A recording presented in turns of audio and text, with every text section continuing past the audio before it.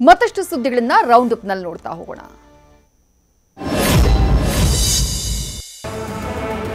ಬೆಂಗಳೂರಿನ ಹಂಪಿ ನಗರದಲ್ಲಿರುವ ವಿಜಯ international public ಶಾಲೆ ಮಕ್ಕಳಿಗೆ ಎಷ್ಟು ಸೇಫ್ ಅಂತ ನ್ಯೂಸ್ ಫಸ್ಟ್ ಸುದ್ದಿ ಮಾಡಿತ್ತು.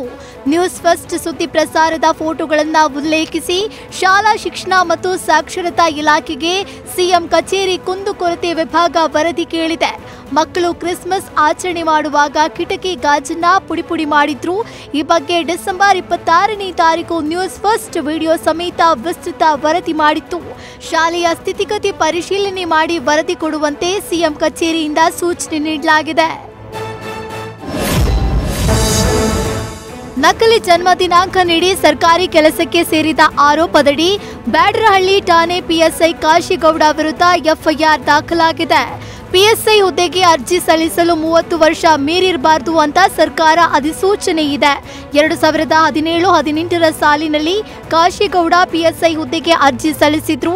1987 ಹುಟ್ಟಿದ್ದು, ಆದರೆ 1988 ಅಂತ ಸುಳ್ಳು ದಾಖಲೆ ನೀಡಿ ಪಿಎಸ್ಐ ಹುದ್ದೆಗೆ ಸೇರಿದ ಆರೋಪವಿತ್ತು.